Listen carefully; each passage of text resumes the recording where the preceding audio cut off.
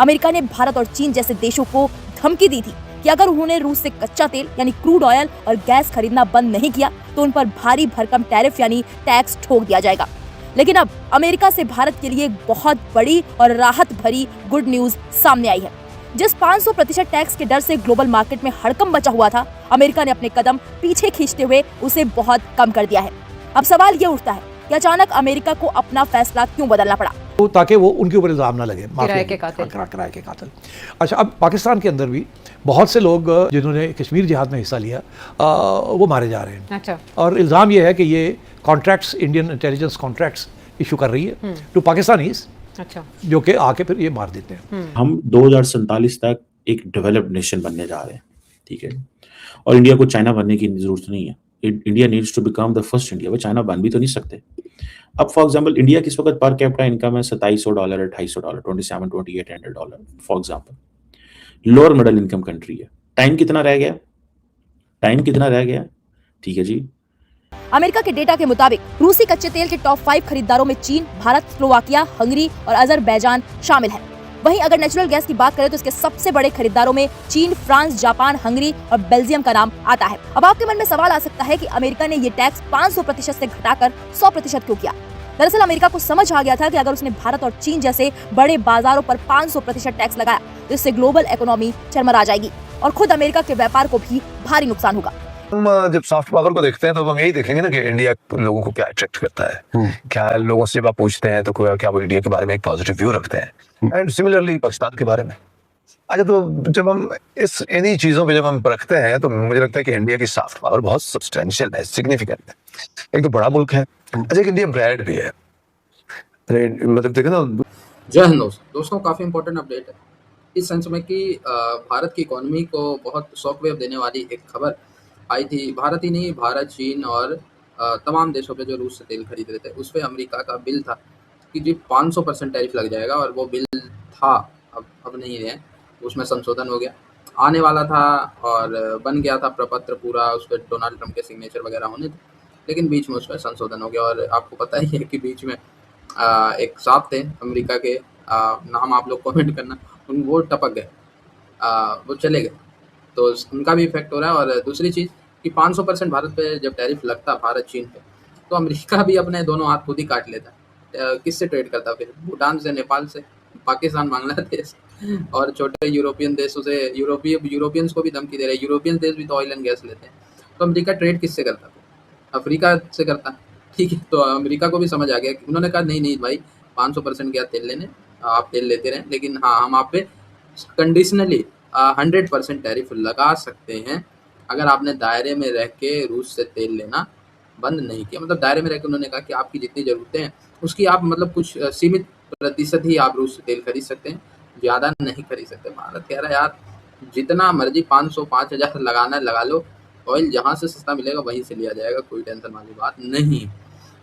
फिर भी इसे दुनिया के एक्सपर्ट इस तरीके से देख रहे हैं। निकाई एशिया में भी इस पर एक लेख था। निकाई एशिया मतलब ये शायद जापान का या उधर मतलब जापान कोरिया टाइप में प्रचलित न्यूज़ पत्रिका, जिसमें बात हो रहा था कि जी भारत की RIC में तगड़ी पैठ को देख के अमेरिका को ये फैसला लेना पड़ा। अगर RIC मजबूत होता है तो इन फ्यूचर जो अमेरिकन को दिक्कत होता, लिहाजे उन्होंने ये टैरिफ घटा के पहले ही अपना जो पासा था वो पीछे खींच लिया। डराने की कोशिश थी, पहले भारत डर जाता तो एज ले लेता अमेरिका, भारत नहीं डरा तो अमेरिका समझ गया और अमेरिका बैक ट्रैक कर गया। पाकिस्तानी इसमें फालतू में बातचीत कर रहे हैं। जो डेवलप्ड नेशन होती है वो technically as per the world bank threshold वो $14,000 कमाते हैं। डू यू थिंक कि इंडिया अगले 20 सालों में इंडिया के अंदर लोग हर बंदा $14,000 कमाएगा? अभी $2,700 कमाते हैं। यानी कि अगर मैं 3,000 भी कर लूँ फॉर इंस्टेंस, तो इट मीन्स अगले 20 सालों में इंडिया की जो पर कैपिटा इनकम है वो $14,000 होनी चाहिए। अब ये एक बेंचमार्क है, आप समझ लें। ये बेसिकली पॉलिटिकल गोल्स हैं, एंड पॉलिटिकल गोल्स की इम्प्लीमेंटेशन फॉरेन ऑफिस एंड बाकियों को करने के लिए कहा जाता है कि भैया क्या कर रहे हो, दुनिया को क्या पैगाम देना है, मोदी करवाओ। अब नरेंद्र मोदी स्मार्ट आदमी है, इसमें तो कोई शक नहीं है। I do believe in is a smart guy. he managed to stay in power for for 14 years 13 years and he can manage to stay in power for another many years. India की जो opportunity है वो कहते हैं जी outside border नहीं है, ये हमारी इंटरनल पॉलिटी है।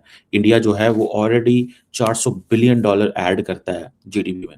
अच्छा, मुझे थोड़ा सा वैसे ये शक है कि ये हमारे दोस्त जो है ना ये गोरख धंधा करते हैं।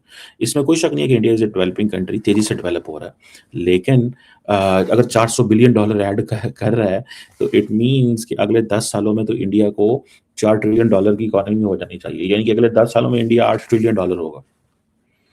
और $400 बिलियन अगर ऐड कर रहा है, ठीक है, तो वो ये कह रहे हैं बेसिकली कि इंडिया जो है वो $12-13 ट्रिलियन की इकोनॉमी होगी at the end of the 2047।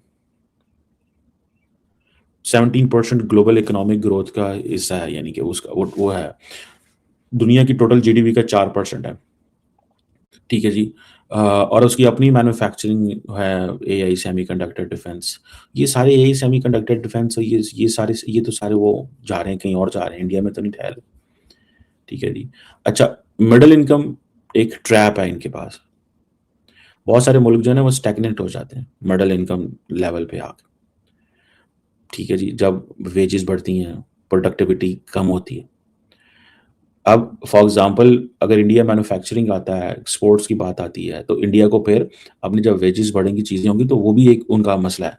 The moment India lower income से मिडिल इनकम जाएगा तो इंडिया के लिए मसले मसाइल होंगे। लो प्रोडक्टिविटी है, इन्वेस्टमेंट के मसले हैं। अब इसमें थोड़ा सा ये समझने की ज़रूरत है, इन्वेस्टमेंट जो आनी चाहिए 40% ऑफ द जीडीपी आनी चाहिए। जॉब क्रिएशन और जो अनएम्प्लॉयमेंट होती है, ठीक है जी, उसके अपने मसले मसाइल हैं। तारीखी तौर पे यूरोप के लोग भी इंडिया जाना चाहते थे। मतलब वास्को डे गामा या कोलंबस जब निकला तो वो कहाँ जाना चाहता था? इंडिया जाना चाहता था। मतलब उस वक्त से इंडिया एक ब्रांड है। मतलब लोग इंडिया जाना चाहते थे। क्यों जाना चाहते थे जी? उधर बड़ी वो बहुत रिचनेस है, बहुत अमीर लोग हैं वहाँ पे। वहाँ का एग्रीकल्चर, वहाँ की तहजीब, मिसालें जो डेलिकेसी थी यूरोप की, तो वो मिसालें इधर से जाते थे बहुत सारे। सिल्क रूट जो है तो एक तारीखी तौर पे एक इंडिया ब्रांड रहा है। अच्छा, उसकी अपील अभी भी है, ये नहीं कि वो खत्म हो गई है। इसी वजह से मैंने वो शायद किसी एक पहले एक एपिसोड में कहा था कि जब पाकिस्तान और इंडिया ये पार्टीशन हो रही थी तो एक चीज जिसपे शायद कायद आज़म को इसरार करना चाहिए था वो ये था कि हमारा नाम इंडिया होगा। हाँ, उन्होंने बात की भी थी, कुछ डिस्कशन हुई थी। तो क्योंकि इंडिया एक ब्रांड है ना, तो हमने वो ब्रांड उनको दे दिया और हमने एक नया नाम रखा जिसको कोई नहीं जानता था उस वक्त। मतलब अब तो हर पाकिस्तान के लोग जानते हैं, लेकिन एक तारीखी तौर पे तो कोई पाकिस्तान को नहीं जानता था ना। आप कोई मेडिवल टाइम्स का कोई नावल पढ़ेंगे, कोई उसमें तो कहीं इंडिया का जिक्र आ जाएगा। उस जमाने के कोई आप राइटर्स यूरोप के या चाइना के, तो वो इंडिया का जिक्र करेंगे। मतलब इंडिया का करेंगे या भारत का करेंगे या इस जमीन का करेंगे। मतलब इंडिया भी खैर एक रिलेटिवली नया नाम है, लेकिन किसी न किसी तरह से वो नाम बहरहाल तारीखी तौर पर कनेक्ट करता है। अच्छा, फिर ये है कि इंडिया जब भी आज़ाद हुआ तो एक जमहूरी मुल्क रहा है, उसमें कोई मतलब हम सब्सटेंस पे बात करते रहे हैं, मतलब सब्सटेंस के हवाले से शायद हीरोइन हुई है इंडिया में।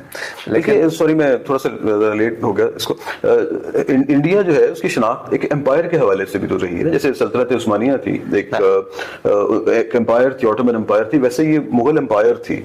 तो एक एम्पायर की तरह से भी इसका एक शनाख्त रही है।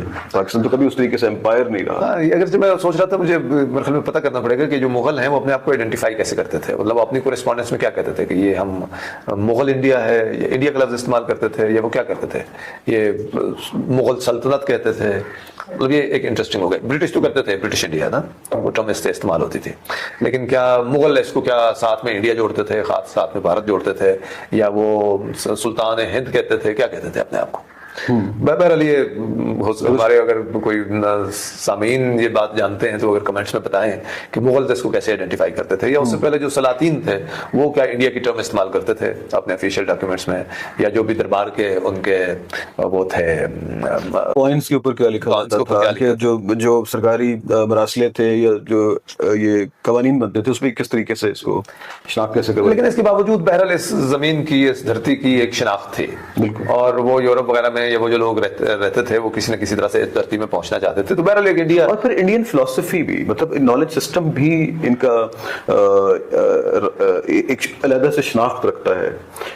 इनकी जो फिलोसॉफिकल, जिसको हम रिलीजियो फिलोसॉफिकल या थियोसॉफिकल जो नॉलेज सिस्टम है वो बड़ा डिस्टिंक्ट है। और उसकी भी एक दुनिया में शनाख्त है। फिर मैथमेटिक्स इनका ऐसे ही है। एक कर्व जो है वो नॉलेज के ऊपर भी। जब हम नॉलेज की बात करते हैं तो देखें, ग्रीक हमें बड़े बड़े नाम पता है, उस जमाने की लिखारी, रिपब्लिक लिखी गई, अरिस्टोटल, प्लेटो, बहुत सारी मेडिकल वो जो है ना। अच्छा, फिर हमें कुछ ना कुछ रोमन्स में मिल जाते हैं, अगर उतने नहीं लेकिन कुछ ना कुछ मिल जाते हैं। अच्छा, लेकिन फिर इंडियन आपको पुराने जमाने की जो वेदास हैं, या मतलब इवन जो मेडिसिन है, या मैथमेटिक्स है, एस्ट्रोनॉमी है, तो वो चीजें इंडिया में मिल जाती हैं आपको। उसके मुकाबले में मैं सोच रहा था पर्शियन फॉर इंस्टेंस, एक पुरानी सिविलाइजेशन है, लेकिन हमें कोई बड़े नाम इस तरह के बज़ाहिर सामने आते नहीं है। एक ज़ोरास्ट्रियन रिलीजन के हवाले से तो आता है, लेकिन कोई पुरानी पर्शियन तहजीब में कोई बड़ा मैथमेटिशियन और वो